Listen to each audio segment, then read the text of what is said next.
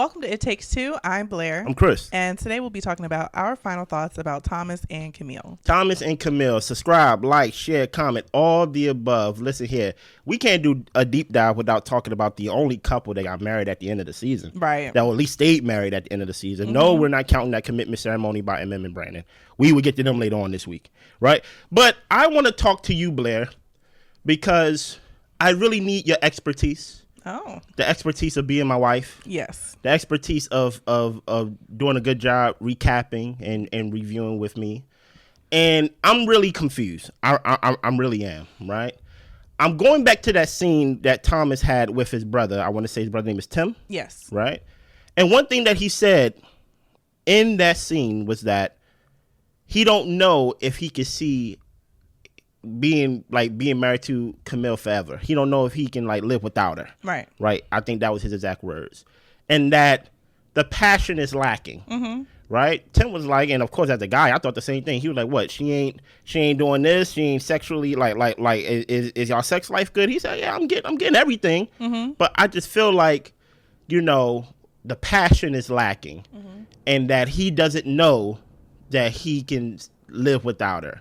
And this is very confusing to me because at the same time you expect, at least from what I'm watching, that y'all have kids. And I'm like, why would you want to make someone basically the mother of your child if you said out your mouth, and I hope you told her first before you told Tim and told us, right, that you don't know if you could see a life without her.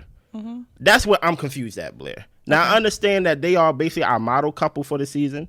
I understand they had their own peaks and valleys and things like that, like most relationships. But at the end of it, we saw them work through it. And I would think that a year later, with them still being married from the time we saw the last episode to the reunion to where are they now, they talk about how they've been traveling, how they moved to a bigger apartment, a bigger spot, and Camille is trying to upstart her career even more and things like that. It just seemed like things is on the up, and it just sounds like a regular progression of a relationship. Yeah. But for Thomas to go outside and to basically be like, passion, I don't know if I can see my life without her. Mm-hmm. Why am I confused, Blair?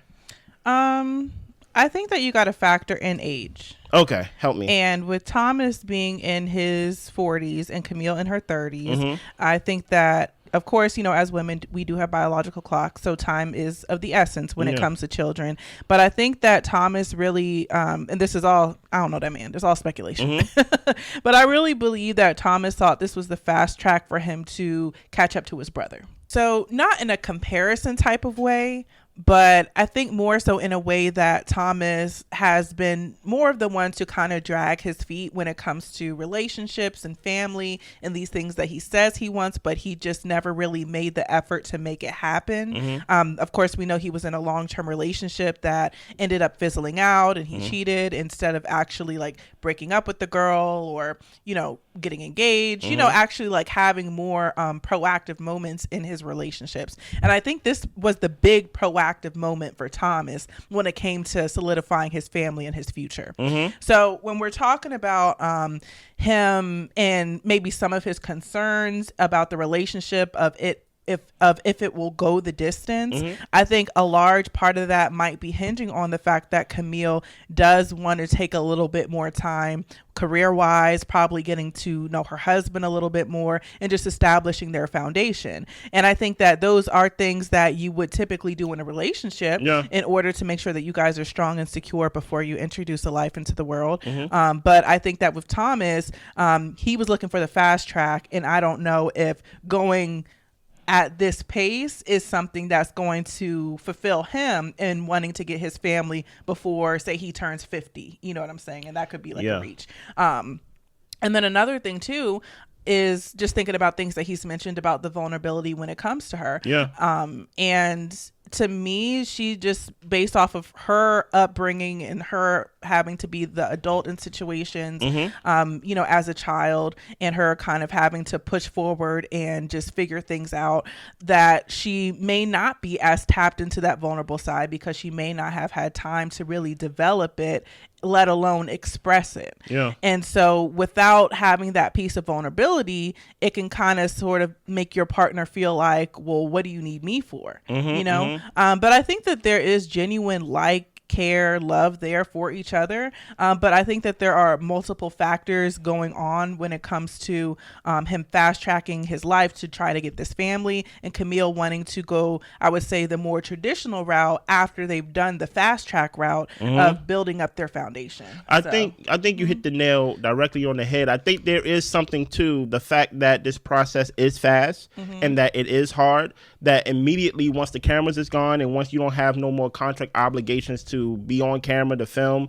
I think there is a tendency to, okay, let's slow down now. Right. Like, let's relax. Let's take the gas, foot off the gas. 8 weeks, we kissed on camera, we got married on camera, we did our honeymoon on camera, we did everything on camera. You get what I'm saying? And the whole idea of going to work to your regular 9-to-5 job and then coming basically from work to come home to work, there is some type of I want some type of normalcy, right?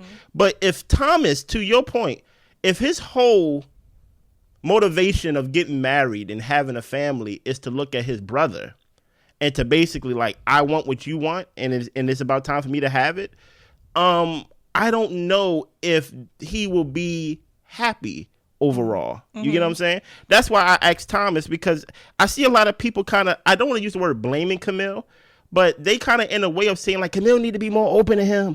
Camille need to sing on the mic. Camille need to be more complimentary to him and things like that. That's why he feel the way he feel. And I'm like, I don't know if that's true. Because those are things that we seen on the show. But the big sore thumb in all of this is that he was in a 9-year relationship that he knew was going nowhere. And he chose to step out instead of speaking up. Right. And in that process, he hurt the other person. And in that process, he hurt himself. Right. Also, even though we can go on Camille's basically of all the things she's not, let's go on what Camille has been asking for Thomas to do. Thomas, I need you to take the lead on some things, brother. Right? I understand I'm not singing in the mic. I understand I question your blackness. I understand I did all these things, right? But, hey, brother, I need to know where we go live. And my thing is, all the things that you said to your brother that you are not experiencing when it comes to the passion, Thomas, are you leading when it comes to that? Because it's easy to be like, you know what? There's no passion in my relationship. Are you putting your best foot forward when it comes to that? Because passion is something that I know some people feel like in the early stage, in the honeymoon stage of the relationship, passion should just be there. But this is a unique experience that this may be something that you may need to work on, right? Also, are you leading the charge with basically saying, hey, I know I can't live without you. I don't want to live without you. So for him to be kind of hesitant. But he may not feel that way. But that's great. Then it's crazy for me to, if he may not feel that way, Blair, then it's crazy for him to expect her to have his baby. I think that I need to know that Blair, for example, in my head, I'm like, Blair, I don't want to do life without you. That's a fact. That is something that I'm stating, right?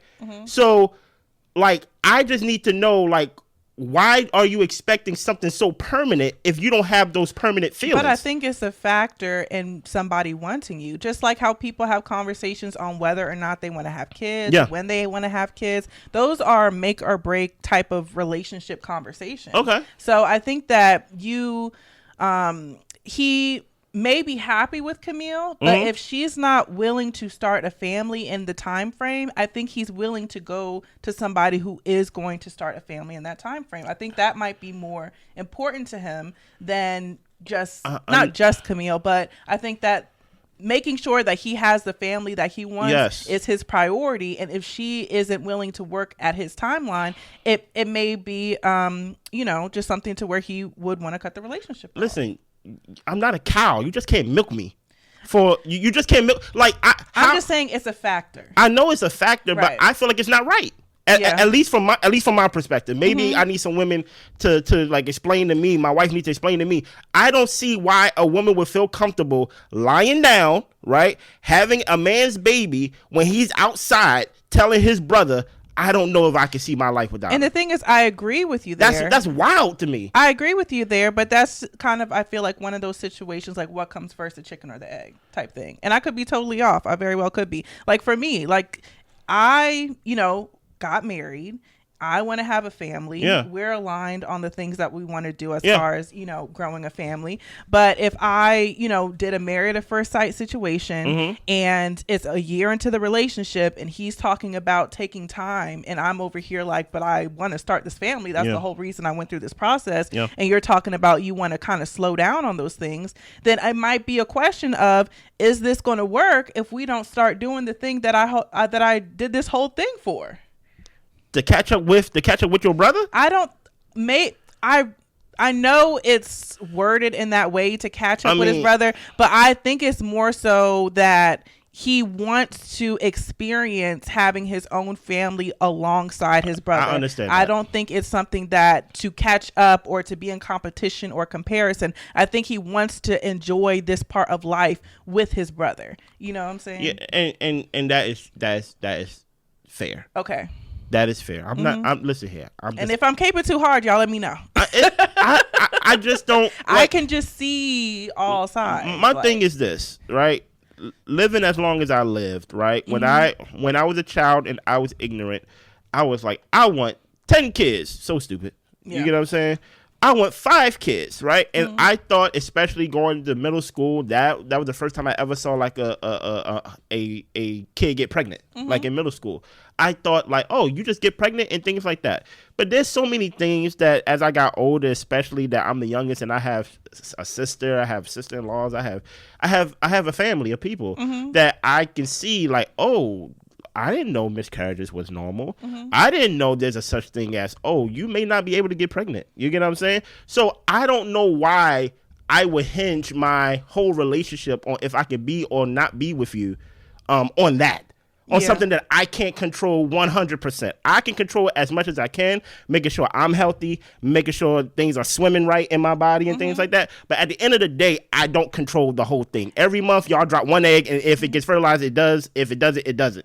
Yeah, and so, the thing is, go ahead. I love that that's the perspective that you have because it allows for a lot of grace just for life to life. Yeah, you know what I'm like, saying? It's just like your priority is getting the partner that you want to do life with. Yeah. And I think that that's important in being able to face any type of challenge that you might come across. But I think it's just a difference in what your priority and your what drives you, what drove you to marry me was a lot different, I feel like, from what Thomas drove that's fair. To marry Camille. This is married at first sight. Right. Yes. I think that with us, we got married because we love each other and, we want to, do a lot more things together. And a marriage is like a beautiful way to do those things. But I think that with him, if you're marrying a stranger, not to say it's a plug and play situation, but it's kind of like, I want this for my life. And if I can get somebody who's along board, awesome. Let me go off of your theory. Okay. I may go a little left field and then we go get out of here with these people, right? All right, let's hear it. You started your theory off with, this is basically his way of fast tracking his way of catching up with his brother or having the same thing as his brother. Basically, like, I want a family to grow with my, with my nephews and nieces and with my family, right? If that's the case, do you think Thomas sometimes compare his relationship to other people's relationship? And the scene that comes to mind is in Where Are They Now? They were sitting down having a one-on-one outing with David and Madison. And David and Madison, it seemed like their whole get-together was off of passion. Passion and lies. You get what I'm saying? So do you think Thomas may be doing a little bit of comparison when it comes to, like, my relationship is not, it don't look like this compared to what I see from maybe my brother or maybe my own castmates or maybe some friends and family and things like that? I don't necessarily believe that. Okay, that's fair. And the reason is because I think that a lot of the things that he's saying in the Where Are They Now are things that raise their head during the relationship. I think that when he talked about passion in the Where Are They Now, I mean, there was a lot of like conversation about like sex and, you know, massaging and all these different types of things to build the romance and the passion in the relationship. So I think those are things that they've always kind of been working on and working towards. And I think that after a year, if things still quite aren't clicking, then it starts to raise itself as a problem. I don't necessarily look at it as he's comparing his relationship to other people, but it's just like, if I'm across from the table and y'all got your hands all over each other, and this is something that we've been actively working on for, you know, a year, and it's not quite exactly how I pictured it would feel, then it might make you look at yourself, but I don't think it's like a I want what they have. I think it's a I want what's for me to be better, you know? Yeah. I think with vulnerability, he brought up the whole thing of like seeing her cry and things like that during the season. Yeah. I think he needs to expand what vulnerability is, because some people are legitimately not criers, and they can still be vulnerable with you, right?